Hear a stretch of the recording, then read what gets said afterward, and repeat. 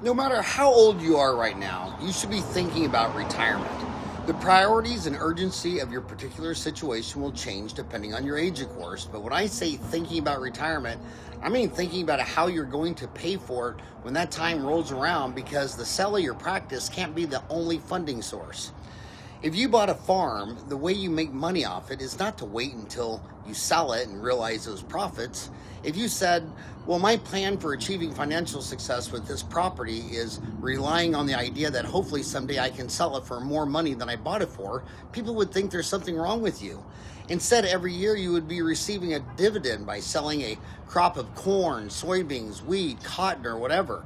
Similarly, some people buy houses or office properties and rent them out to earn some passive income dividends.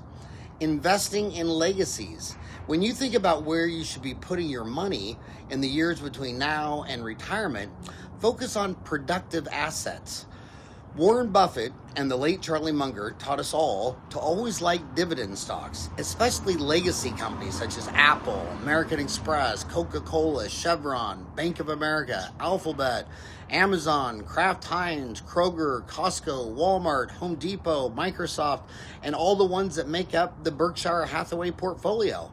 I look at my 8 grandchildren and think, will this company be around when these kids are my age? Of course Coca-Cola is going to be around when they reach 62 years old. And odds are it's going to pay an average 5% annual dividend for all the years until that happens. It's very set it and forget it, because you're not stuck constantly checking the value of your portfolio, wondering if today is the day your flash in the pan fund maxes out.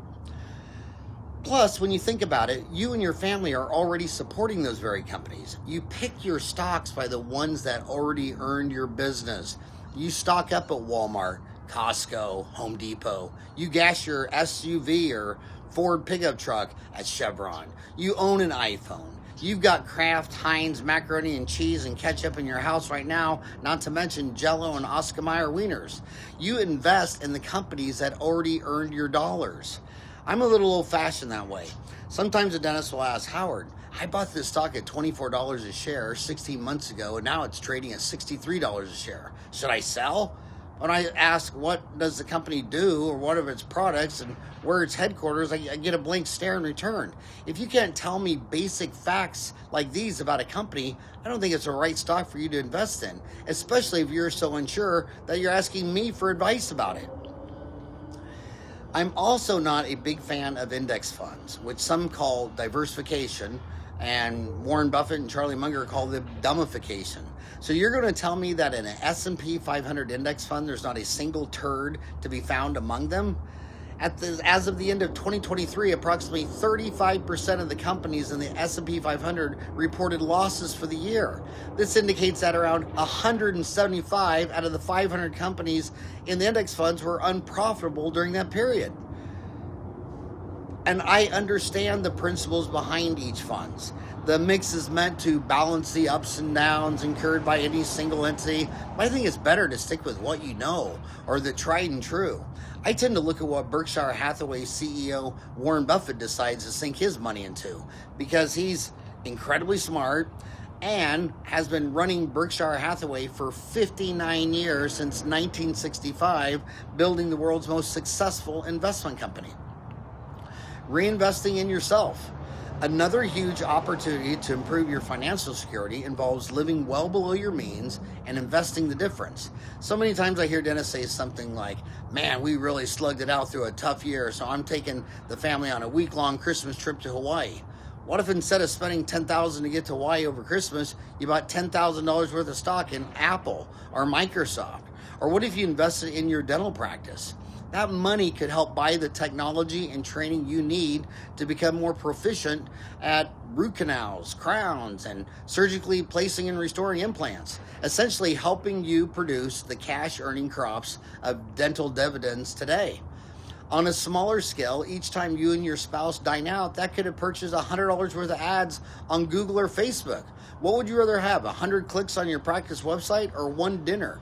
Spending less than you earn. I mentioned in my book, Uncomplicate Business, that when I visited Sweden in 2012, many of the dentists I met couldn't wait to mention IKEA founder Ingvar Kamprad, who, despite his wealth and lived modestly for many years in a single-story ranch house in Switzerland.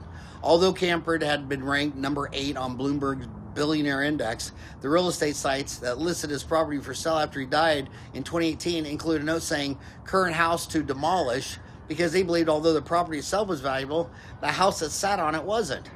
I don't know many doctors who've been in practice for several years who'd live in such a house.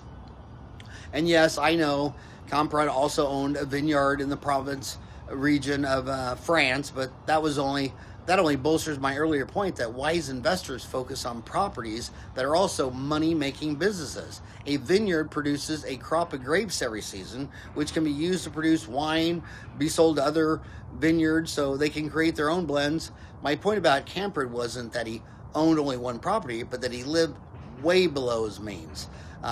He wasn't overextending, trying to keep up with the Joneses. Same goes for Warren Buffett. We used to drive by his house at Creighton, unbelievably. Rethinking retirement. I think right around the time many dentists realized they could retire, also they realized they're not quite ready to yet. Most dentists got into dentistry because they love being able to help patients and make a huge difference in their lives.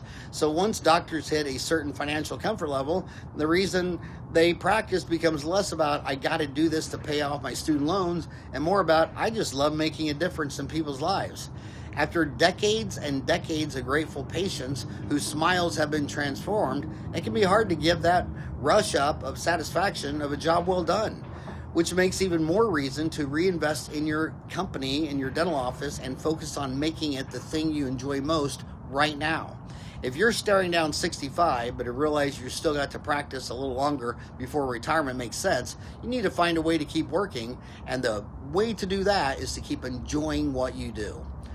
Conclusion, make sure you're dedicating your money to productive assets that pay an annual dividend.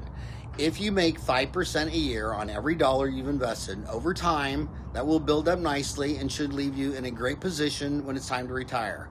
Albert Einstein is said to have said, compound interest is the 8th wonder of the world. He who understands it earns it. He who doesn't pays it, which captures the power of compounding, the process of earning returns, both the principal and accumulated interest over time, and is frequently used to highlight its financial significance. Obviously, you should speak with a financial advisor to discuss their recommendations for your specific situation, but don't forget to go to Dentaltown and do a search for stocks and read amazing threads like Stock Pickings thread, Let's Gamble and Have Fun. Another one, dentists are so smart. They have 8 years of college, they know math. I love their analysis on the thread, Do You Own Bitcoin? Unbelievable. Dentists are just smart people. They're way, way, way educated.